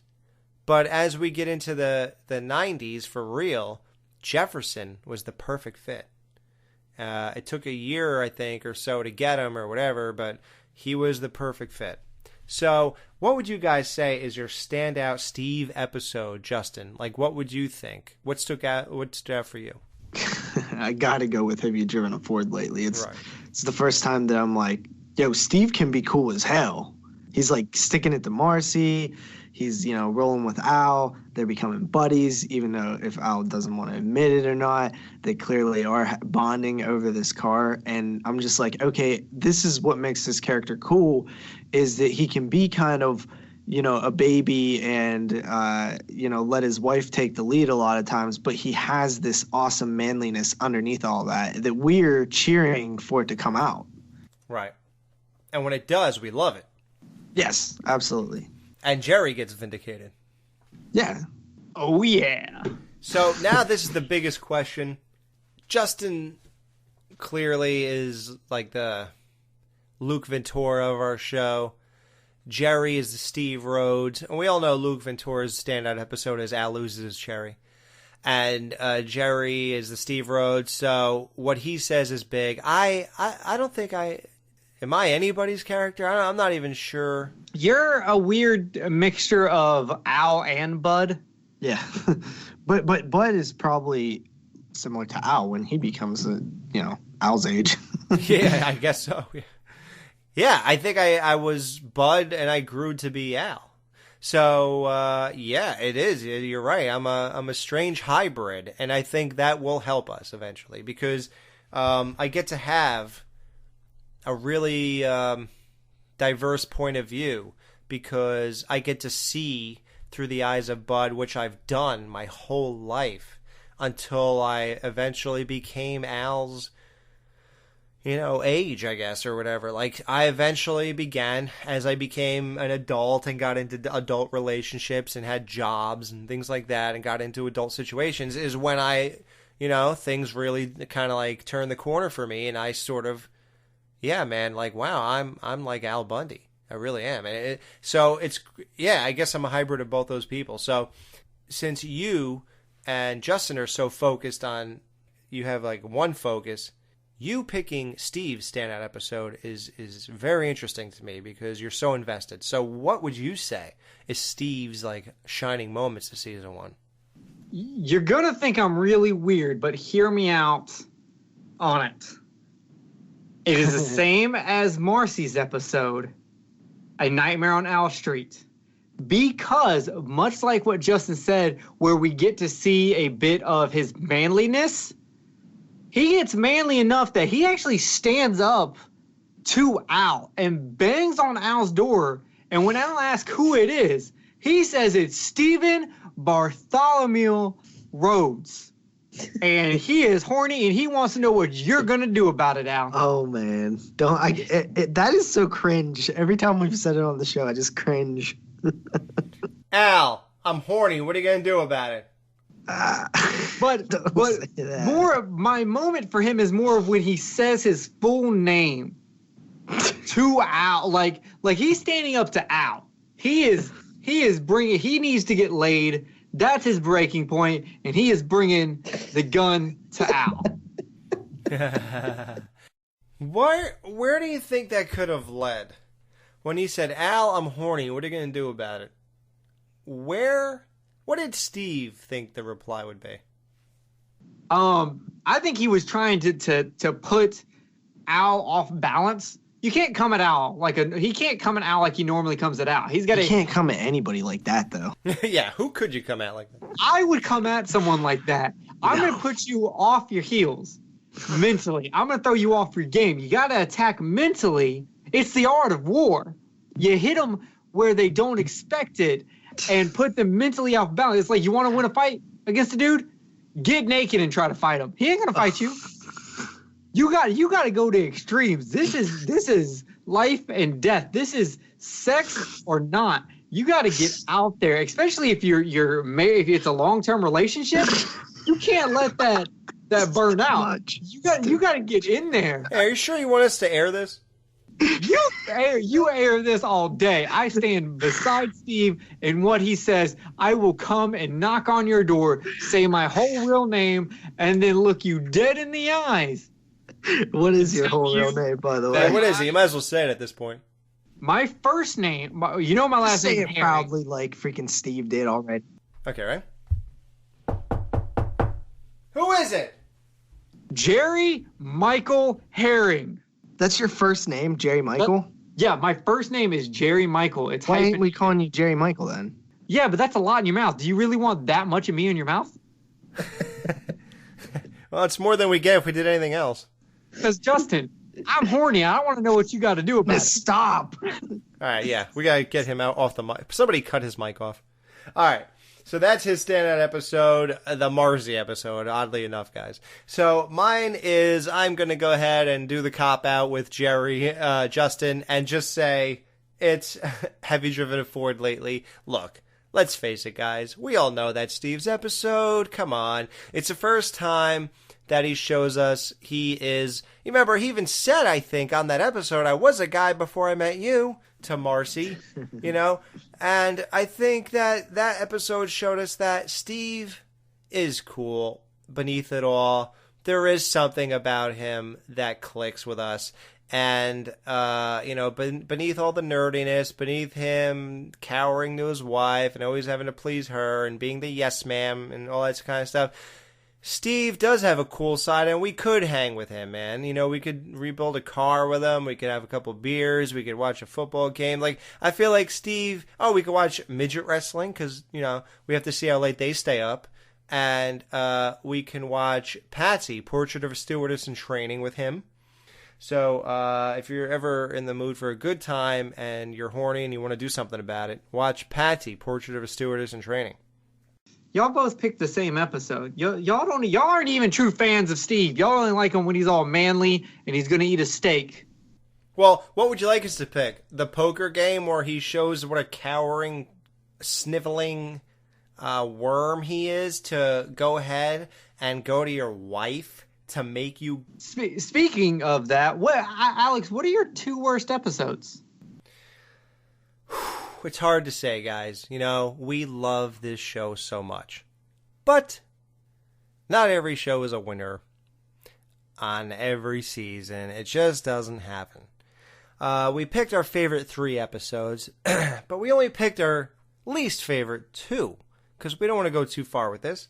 But oddly enough, although I'm pointing that out, I actually have 1, and then I have a tie for another one, so I did pick 3. You cheater. You can't even follow the rules. That's why you need more Steve in your life. Hey, it's only cheating if you get caught. That's an Al Bundy quote. That's very true. Yeah. So lie, and lie away. One of my... I actually don't have these in any particular order, because I don't like to focus on negativity. So I didn't really put them in order. But my episodes are this. The one that's not tied for one of them is Where's the Boss? We already talked about this. I gave it a 3.5. That I remember. But in the scheme of season 1, yeah, Al quitting his job because he didn't meet his boss is, I don't know. It just leaves me high and dry. I'm just like, well, okay. You know, like I said, it was an enjoyable time. We all said that, you know, the destination is not as fun as the journey a lot of times. And that is absolutely true here. I mean, I don't care about the result. And here's the thing. It had a really great payoff ending. You know, the whole twist that Al's friend posed as the boss, so he never met him and all that. And we were like, oh my God. And here we are thinking Al got his way, but he's still a loser. And now he's just losing money. So that really was a great ending to something that we didn't care about. So if you could do that to us, that's really cool. So look at that. Even one of my least favorite episodes have a really positive note about it. JP, did you happen to choose this episode also? Yeah, so I'll just briefly comment on it as well. I won't give it credit for that twist because it didn't make sense, because Al could have just done that from the very beginning. Well, maybe he got to the 13th hour here, and he's like, oh my God, I have to quit my job, I guess, because the guy didn't show up. Yeah, I got to go to work, though, so let me figure something out to get back in this place. Maybe? Yeah, I guess so. Yeah, I don't know. That episode just seemed a little, like, thin in the writing. There was some funny jokes, though, so I will give that. Right. Well, Jerry, do you have that on there? No, I don't. I think the jokes in that episode make it worth rewatching, and I did mine based off if I had to skip 2 episodes this season, what 2 episodes would I skip? And that is not one of them. I would watch that again. Okay. Well, my other one, it's a tie between Peggy Sue Got Work and Johnny Be Gone. I picked this because, well, let's just start with in order. Peggy Sue Got Work was one of my not so favorite episodes because, you know, it has the great joke with the campfire burgers, which are the marshmallow puffs that Buck was throwing up all over the lawn. You know, I already said I like that joke and all that kind of stuff, and some of the other jokes that went down. But like Justin said, he thinks those jokes are always going to be there regardless, whether it's a good episode or not. He don't think that we're going to go 22 minutes without a one-liner, you know, so that seems like it'll always be there, but, I don't know. It's just something I don't need to see again. I might just say right now, I might not ever watch it again the rest of my life. You know, I mean, there's 262 episodes in this thing. I don't think I have to rewatch that again. I think I'm done. You know, we explored it enough on this show, and I don't think I have to see it again. So I will say I picked that one also. Okay. Because it does the one thing I hate the most. Failed potential. Mm-hmm. You could have done something great. You didn't do it. And that makes me... All the movies that I highly dislike are usually because of that. There's great potential, and they just completely miss the mark. Mm-hmm. Yeah, I feel you on that. And I think that there was so many opportunities to make the work life fun and interesting to watch for Peg, but they kind of just wasted it with her just standing there. Yeah. I mean, and like talking to a manager about how bald he is and a picture they take and reset the clocks, which was the only probably good thing that he had to offer, telling her to make sure they all go back to daylight savings time. And an odd fact, guys, I don't know if this is synchronicity or what, but when he did that, when our show aired of this episode of telling her to reset the clocks for daylight savings, correct me if I'm wrong, but I believe that was the same week we do that in real life. Damn. Yeah. Check again, guys. Go to our shows and look at the release date of that show, Peggy Sue Got Work, and see if it's got to be within a week or two. I know that for a fact. So how weird is that? 30 years later, that landed on the same exact time we do that in real life. So the one I tied it for is the one we just reviewed, Johnny Be Gone. How? That's what I'm saying, dude. Okay, am I remembering this wrong? Because when I thought about it in my head, I'm picturing him hassling with Kelly, calling for new ticket spots and lines, and then building a little toy car. And I'm like, well, what is that? Yeah, the one with no jaw, and those parts are for the Koreans. And wow. Like, there is and something about French. Yeah, it's something about the French, and like, there is so many good jokes in there. I just don't understand. Like, wasn't there like a bombing of Japan joke in there? There's a bombing. More people we should have killed. We talked about Kelly bringing up her becoming a nerd thing. Mm-hmm. It happens in this episode. She makes the great joke towards Marcy. Marcy, have you read any good books lately? Well, I actually have. Good. Kill me with them. Like, you're Alex. Okay, maybe I'll take it back. You didn't even have to throw that one in there, man. You already had to. I know. Everyone will like keep this in the episode. I want everyone to know the shame of Alex for even thinking about putting this episode on there. Yeah, am I really that off? Am I remembering it that wrong? You were so off. And that's the last episode most of us watched, and you said that, wow. Huh. Oh. All right, well, those are my two. So who exposed one already? I think Jerry. I know Justin said one of his. Did you say your other one, Justin? Yeah, those were both of mine. Okay. Peggy Sue Got Work and Where's the Boss? Right. So I'm with y'all on Peggy Sue Got Work. I chose that also. The other one I decided was the next one that I probably will never watch again. There is one really good joke in it, but I can live without that joke, and that's Synergy. I love the PBS jokes. What? But the ending, like, I went back and I was thinking about that ending, and him going on his long speech about the baseball glove is not that funny. It's not good at all. It's not good, and even though, like, I just feel like it has even the jokes that have a premise that don't work, like the Boss episode, has so many funny jokes, makes up for it completely. This one, I have a hard time thinking of any other good jokes except for the ones involving a stewardess. Wow. In training. That never occurred to me. I don't know. I have watched that episode like 20 times. Now that, you're a casual fan, you probably don't really remember many episodes, right? What do you remember? 14 episodes total probably in your life? Not including season 1, probably 20 episodes. Okay, so can you honestly take out the stewardess jokes? Name me another good joke in that episode.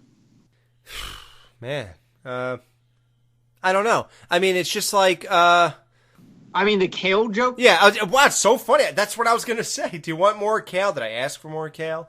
Yeah, still not that great. No, you're right. When you ask me to, like, send you rolling on the floor laughing with something, I can't do it. But everyone's going to have different opinions, and we knew that me as a Steve is going to come with something y'all weren't expecting. That you weren't going to be like, yeah, I can't agree with you there. I'm a Steve. I'm going to bring something wildly different to you, and that's Synergy. I just don't dig Synergy. I can skip it. The two even, like, kind of romantic parts, which I'm a big fan of the romantic parts of this series because of how spaced out they are. Wait, what about when she threw the sock over the wall? Like, nothing? That was a mess up. That's not intentional. Don't try to make me fall in love with this episode because of a sock. I see your plans. The sock episode is way later on in season 5. With the aliens? Yeah, that is the sock episode. This Synergy will never be the sock episode.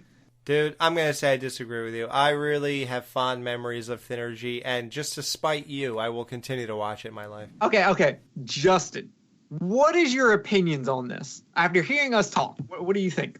I'm leaning a little more towards Jerry than Alex. Like, Synergy doesn't stand out a whole bunch in my memory. Guys, I'm on a Synergy diet. How can you say that? I went from 184 pounds to 151 on Synergy, and you're going to sit here and bash it? Thinness and energy. Yeah, because you know what? The real Al would only have done Synergy to get off of Synergy. Yeah. You did Synergy for success. How dare you? Maybe it's the butt in me. Yeah. Trying to get chicks. We'll go ahead and get into our top 3 episodes.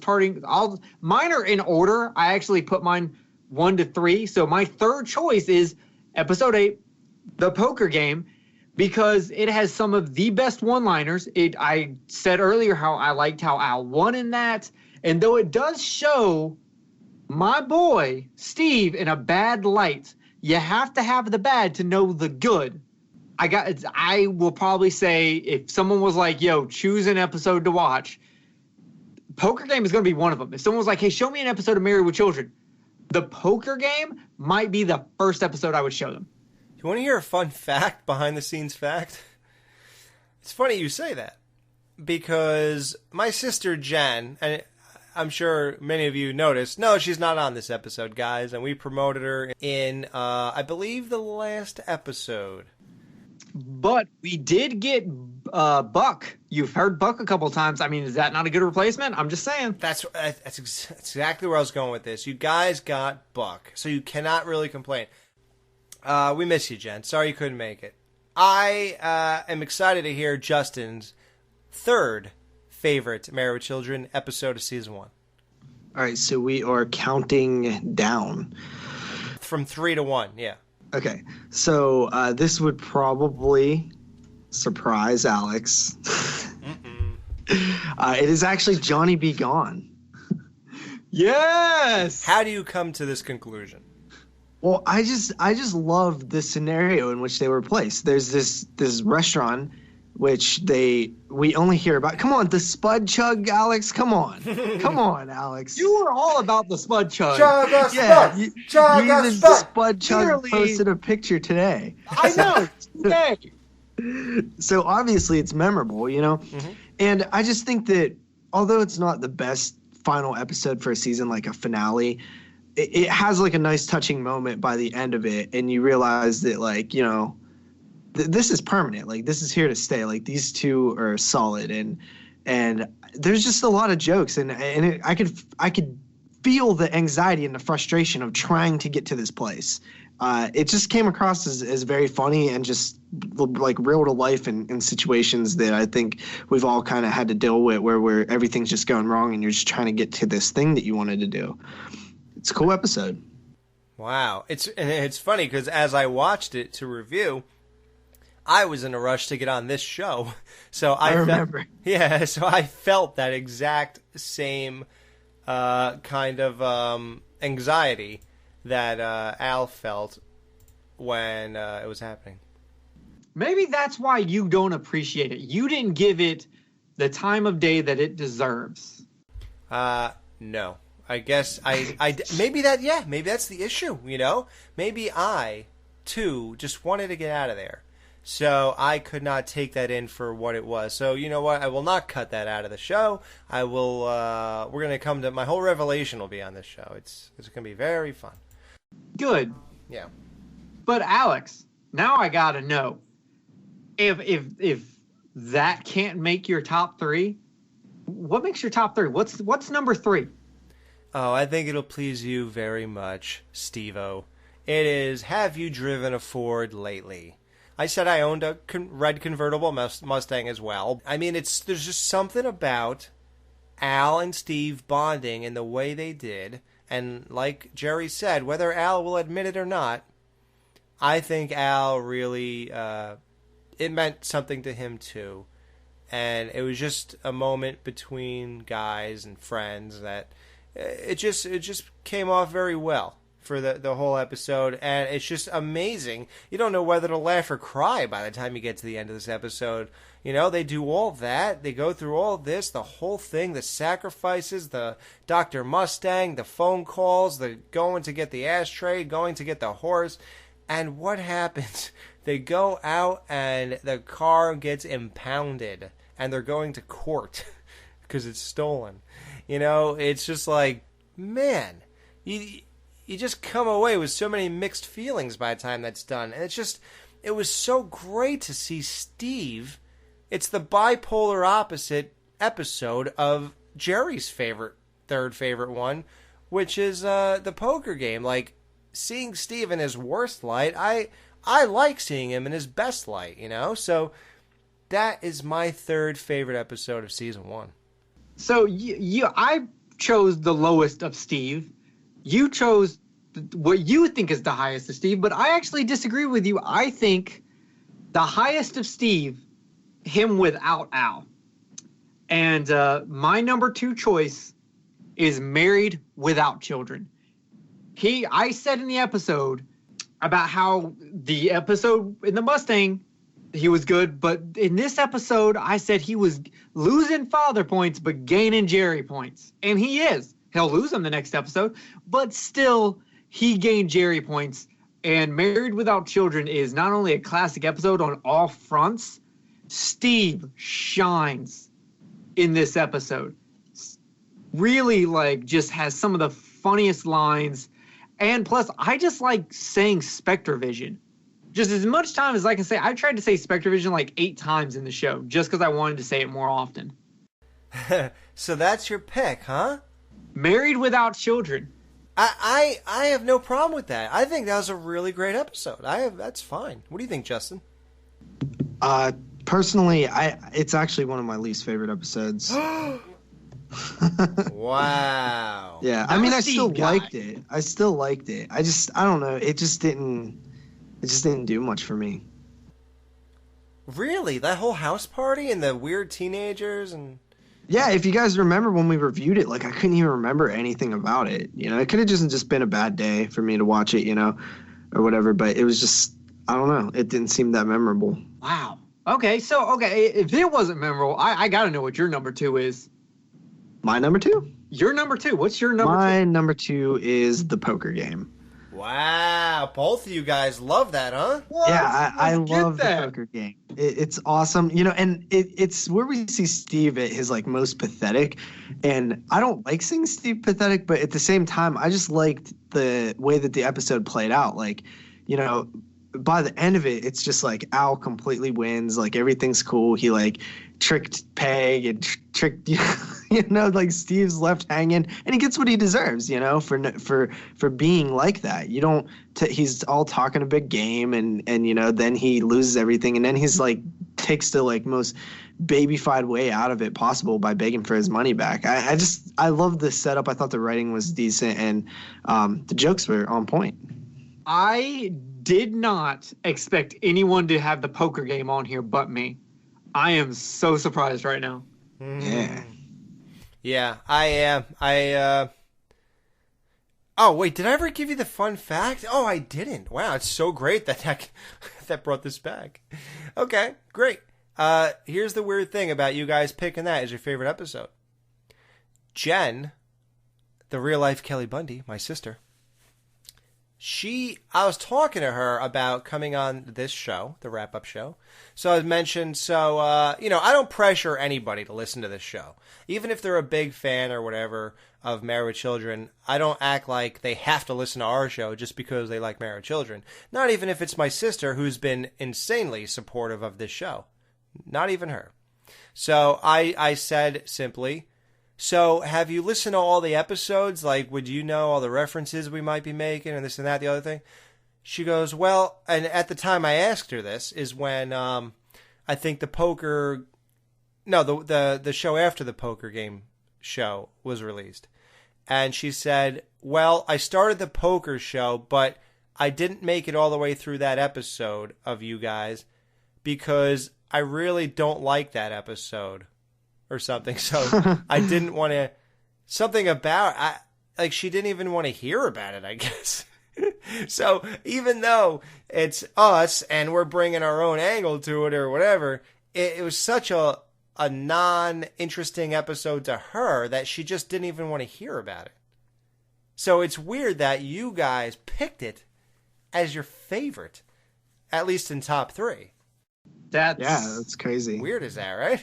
She wouldn't even listen to our show because of her interest in that episode. And you guys picked it as your top 3. She's going to be so pissed when she hears this. That's just so awesome. So, okay, Alex, we got. What's your number 2? Yeah, number 2, guys. I'm sorry, man. The pilot episode kicks ass. I am sorry. If you don't realize that, you know, most first episodes of anything are really not good. Roseanne, The Munsters, Saved by the Bell. You know, there's a million sitcoms those are just ones I'm familiar with. Even The Twilight Zone. Like, I could really put thought into this. The Simpsons was really good because it was the Christmas episode.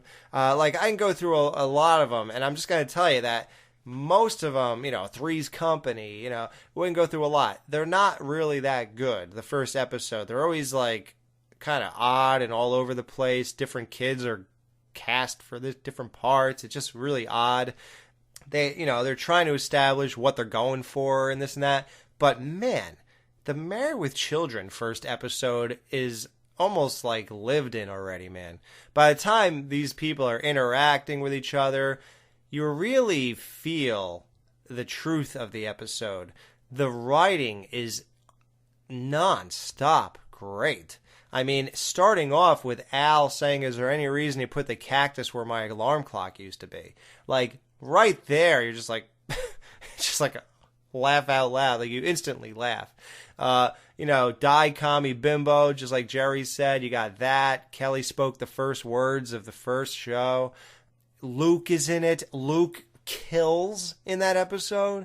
You know, the whole interaction, the most awkward interaction you could possibly get, meeting people at their house for the first time, with the way Al and Peg speak to each other in front of Steve and Marcy, and then Steve instantly becomes an ass to Marcy and says, "Oh yeah, is she gonna teach you to bury me like she buried her last 3 husbands?" Like, oh my God, like. I agree with you. It actually almost made my top 5 or my top 3. And I even said on episode 1, I will come back after we're done with this show, with the entire show. When we finish that last season, I will go back and watch that pilot episode, and I will see the seeds being planted for this entire show in that episode. Even though things change a lot, you can still see where they plan to go. There is still small, slight things that are there. And I said when we did when we did that first review, this world already looks lived in. Everything looks like it's been there for years. This show had already been running. So, I mean, that's a great choice, honestly. Oh, before we finish this out with our top ones, I've got 2 emails to read from listeners. Cool. So these are letters from listeners? Yes, and this first one actually came in early on. This is from February 23rd. And we started the show on the first Friday of January. Yeah. This is from Fabian. Hey guys, I just wanted to tell you all that I am really digging the podcast. A couple of weeks ago, I was sulking around Horrorphilia looking for something to listen to when I noticed the Married with Children podcast on the podcast index. At first, I was like, that can't be what I think it is, can it? Spoiler alert, it was. The idea behind the show is genius, and I love how you 3 dissect each episode, noticing little details that casual observers would miss. Facial expressions, coffee joke callbacks, and the overall look of Kelly, edging her just enough to reflect her personality, but not alienating casual viewers, and how all those things together add up to make for great television. Please keep it up.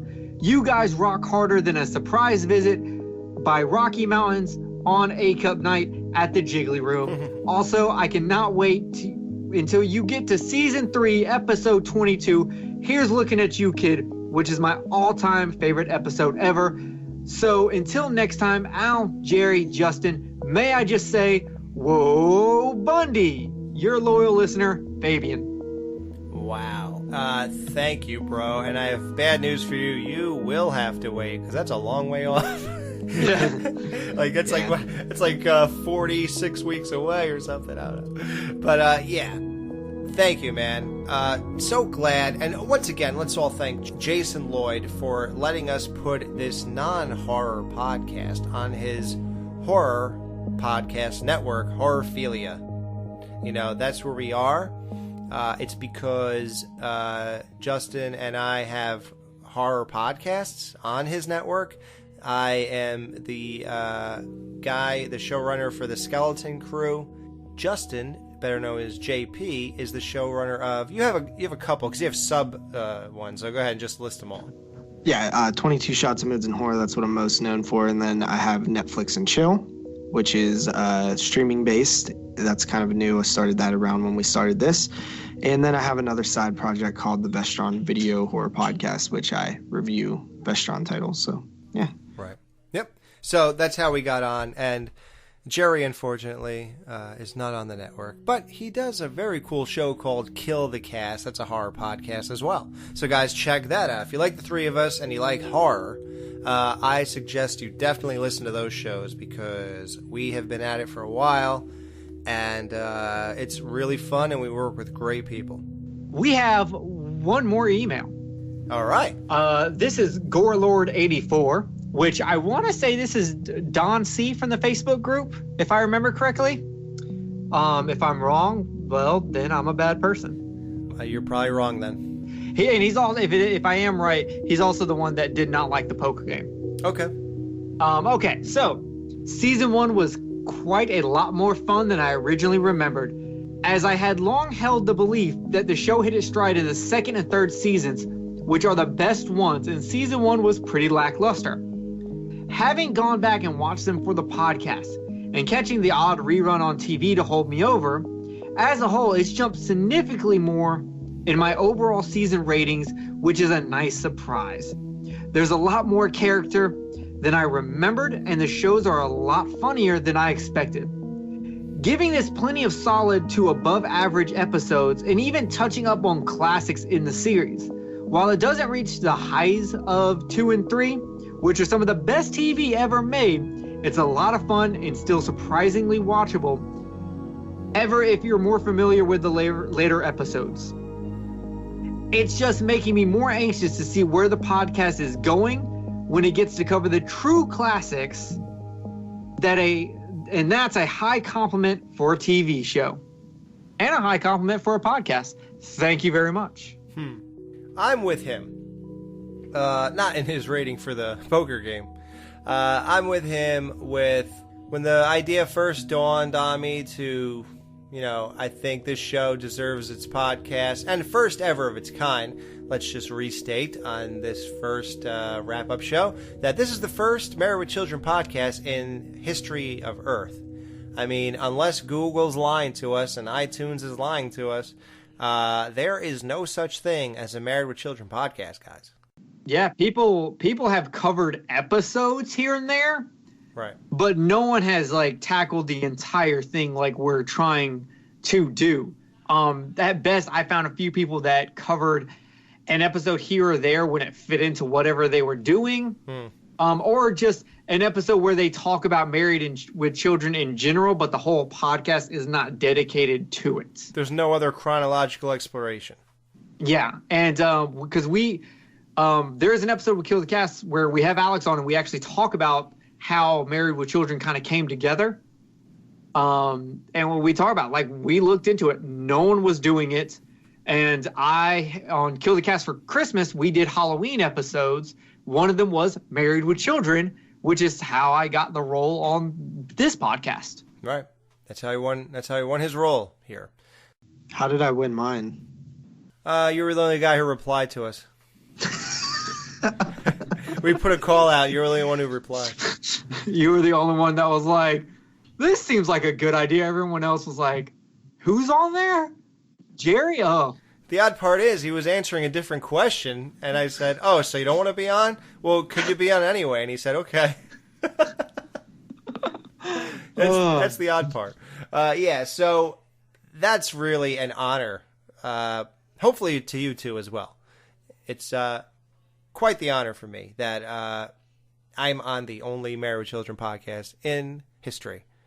Yeah, I think it's amazing. Yeah, it's really weird. Who would have thought we'd ever start something no one else has? Well, surely not me.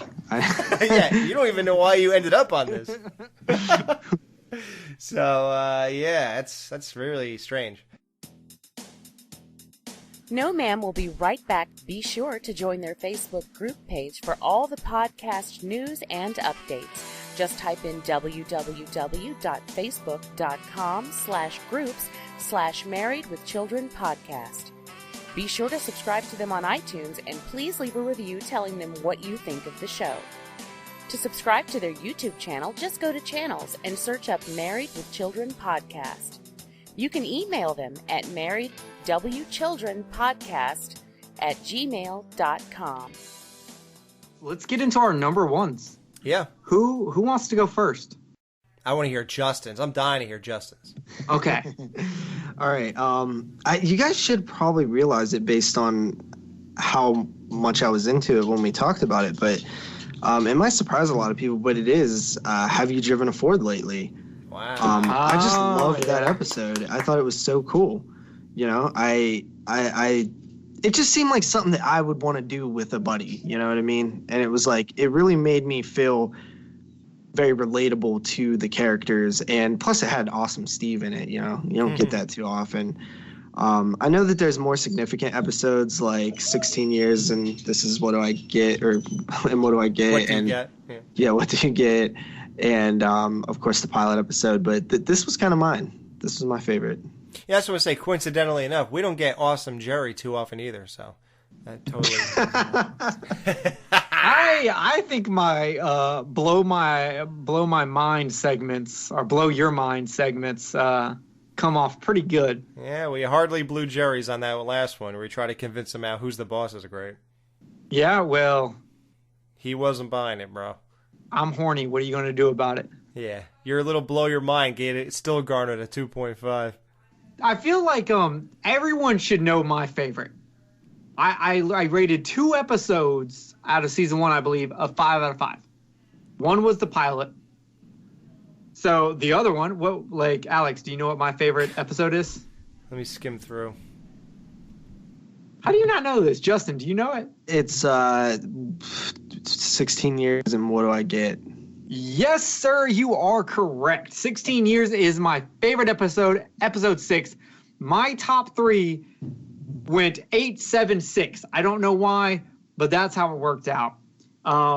That is my favorite episode season. It might end up being one of my favorite episodes of all time. If we do this and we had to pick one episode per season, this would be mine because it has all the jokes.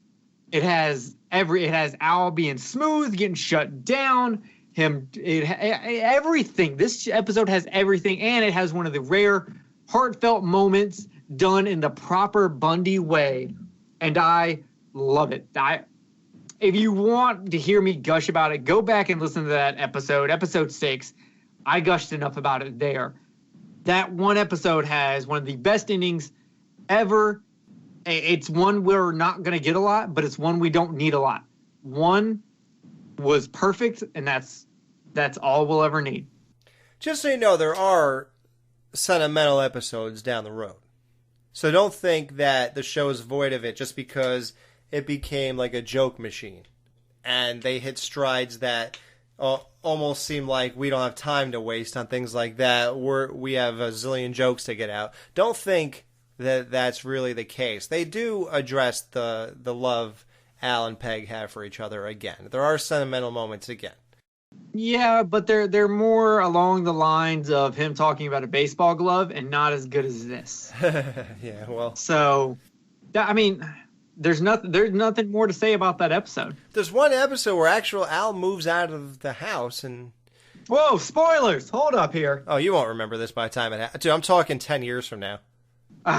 Yeah, you're not going to remember this.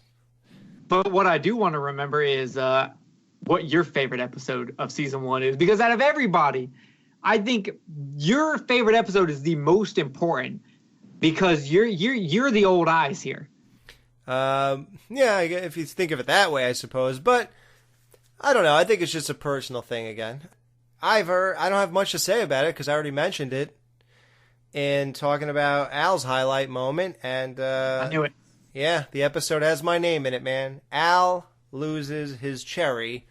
It's still my favorite. I made that clear when we reviewed it.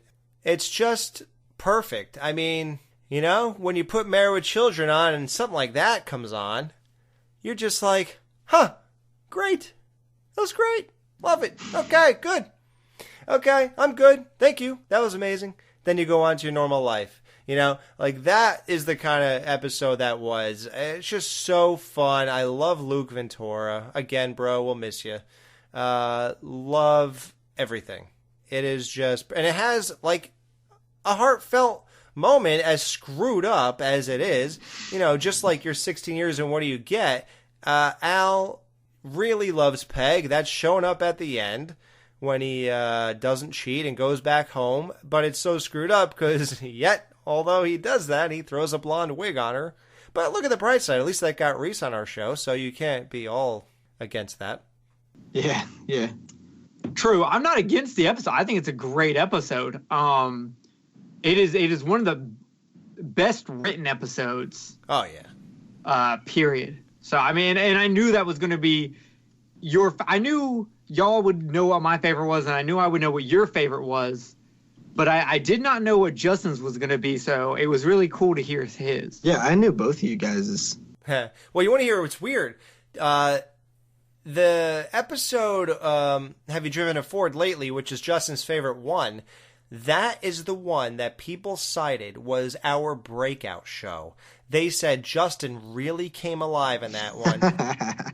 They said you could tell he was a little apprehensive. You could tell he was finding his footing. He never did a TV show, sitcom, podcast. He doesn't know the show. And that was all, completely apparent in the first couple episodes of our podcast. They said he had an interest. You could tell that. He was all into it and this and that. But you could tell there was that disconnect. But they said, man, once you guys did that show, something happened with Justin. He just turned a new leaf or whatever. He just seemingly fit right into the show. You could tell, oh, that's why he's on this podcast. Oh, I get it now. He's really good. He was finding his footing. He needed an episode that clicked, and then it would turn the lights on, and it would be like, oh, okay, I get it. I see what we're doing here. You know what? That's kind of interesting that you mentioned that, because it might actually, that could that have actually swayed why I like that episode so much, is because when we recorded it, I had such a good time as well. It was our best time to begin. We might have had other good ones, but that was the turning point for our show. Yeah. Cool. Yeah, cool. I remember listening to that show and just going, man, we are clicking. Yeah. We are there. And then when people were just like, man, y'all really had it this episode, I was like, all right, we're good. And it only took us 4 episodes. It did not take us long for us all to just kind of fall in. And now we know what questions to ask each other. We know our roles. Right. And I think we put out a great podcast. And I can't wait to start season 2 if I get to meet the boss. Do you guys want to meet the boss? I'm trying to meet the boss here. We're unfairly represented. You hold all the power, and we're just over here like your knucklehead sidekicks. Yeah, haven't you listened to the listeners saying that I had a breakout moment? I think I'm worth something, damn it. Yeah, and I'm not worth anything, but I'm going to go on his curtails. All right, hold on, guys. Sanjay! What is his name? Yeah, I'm Dante? sorry, dude. Please, do me this favor. I need these guys on the next season. Yeah, hey. I know, just come on. Okay, I don't know what to do. Yeah, yeah, hello, guys. What would you like to talk to me about? I'm the owner of the Jiggly Room.